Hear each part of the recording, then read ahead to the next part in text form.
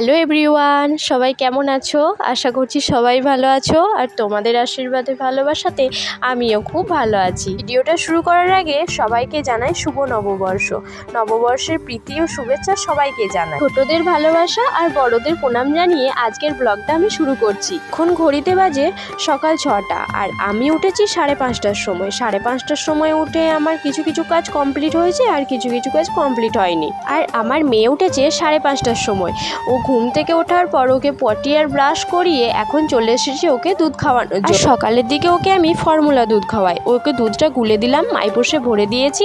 এরপর চাদরটা নিয়ে টুকটুক করে খেয়ে নেবে। খাওয়া শেষ করে মনা আমার সাথে চলে এসেছে রান্নার রুমে বিস্কুট খাওয়ার জন্য। আর আমি এদিকে চা চাপিয়ে দিয়েছি। আগের দিনে যে মনা দুধটা খাইনি সেটাই বেঁচে ছিল, তো আমি একদিন চা খাই আবার একদিন চা খাই না, মানে না হলেও আমার চলে যাবে। বেশিরভাগ দিন যেদিনে মনা দুধটা বাঁচে সেদিনে আমি মোটা করে দুধ চা করে খেয়ে নিই, তো সেই আমার দুধ চা খেতেই ভালো লাগে। বেশিরভাগ র চা অত ভালো লাগে না। আচ্ছা বন্ধুরা, তোমাদের কার কোনটা চা ভালো লাগে অবশ্যই কিন্তু কমেন্টে জানিও। সবাই বলে নাকি দুধ চায়ে বেশি অ্যাসিডিটি হয় আর র চায়ে সেরকম কিছু হয় না। মাথার যন্ত্রণা হলে র চা যদি একটু খাওয়া হয় তাহলে মাথার যন্ত্রণা সঙ্গে সঙ্গে ছেড়ে যায়। এটা তো আমার ফল হয়, তোমাদেরও কি এরকম হয় নাকি? এর সাথে গল্প করতে করতে আমার চা হয়ে গেছে, তো খাওয়া যাক। চা খাওয়া কমপ্লিট করি আমি কাচাকুচি করে নিয়েছিলাম আর এখন চলে এসেছি ছাদে মিলতে। ওয়েদারটা দেখেছো? ওয়েদারটা না এই কদিন ধরে একটু ভালো যাচ্ছে না, মানে মেঘ ওয়েদার হচ্ছে, তবুও ভয়ে ভয়ে কেচে নিলাম। আর চলো এরপর নিচে যাওয়া যাক। নিচে এসে আমি এখন চাপিয়ে দিয়েছি মুড়ি খাবার জন্য কয়েকটা আলুতে সিটি মারবো, আলুর দম করব আর কি। এটা এখন সিটি পড়ুক, আমি তো আমার বেডরুম থেকে শুনতে পাবো সিটি পড়লে। এখন আমার বিছানাটা গুছিয়ে নিই। আমি জানো তো এখন চিকচিকি পারি, কারণ মেয়েটা কখন কোন সময় পেচ্ছাপ করে দেয় বলা তো যায় না, তার জন্য এখন একটা চিকচিকি পেরে তার উপরে বিছানা চাদর পেরে দিই। যখন আমি বিছানাটা গোছাচ্ছিলাম তখনই 2টো সিটি পড়ে গেছে। আমি মাত্র 2টো সিটি দিয়েছি। এগুলো হচ্ছে ছোট ছোট আলু। এই ছোট ছোট আলুগুলোকে ছাড়িয়ে আমি আলুর দম বানাবো।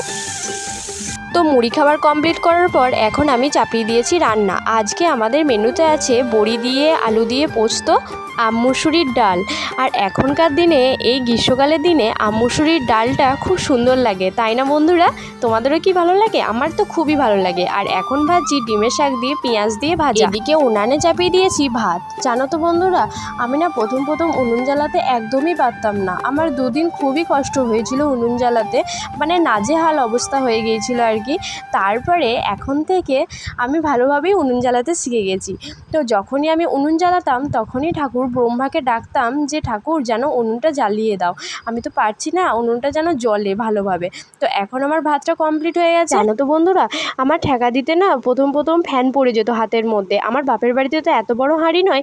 আর আমার বর আমাকে সাপোর্ট করতো, বলতো নাকি আমাকে ভিডিও কল করো আমি দেখিয়ে দেবো, তো ও আমাকে সবসময় সাপোর্ট করতো। তো রান্না কমপ্লিট করার পর এখন আমি ধুয়ে নেবো বাসন। আর বাসন ধোয়া হয়ে গেছে, এখন চলে এসেছি খাটের এগুলো মুছতে। প্রত্যেক দিনই মুছি, কিন্তু খুবই ঝুল হয় ধুলো ধরে। আসলে রাস্তার ধারে বাড়ি তো, তার জন্যই এরকম। আমার একটা চিরদিনের অভ্যাস আছে জানো তো, এটা আমি বাপের বাড়িতেও করতাম আর এখানে এসেও করছি। রান্না কমপ্লিট করার পর ঝাড় দেওয়া, এই অভ্যাসটা আমার কখনোই যাবে না। আর সমস্ত কাজ কমপ্লিট করার পর ঘরটায় যদি না ঝাড় দেওয়া হয় তাহলে অপরিষ্কার পরিচ্ছন্ন লাগে, কি তাই তো? আমার তো তাই মনে হয়। ঝাড় দেওয়ার পর এখন আমি স্নান করব। তো আমার স্নান করার পর মেয়েকে স্নান করিয়ে ভাত খাইয়ে ওকে এখন ঘুম পাড়াবো। তো আজকের ব্লগটা এই পর্যন্তই, আবারও দেখা হবে নেক্সট ভিডিওতে।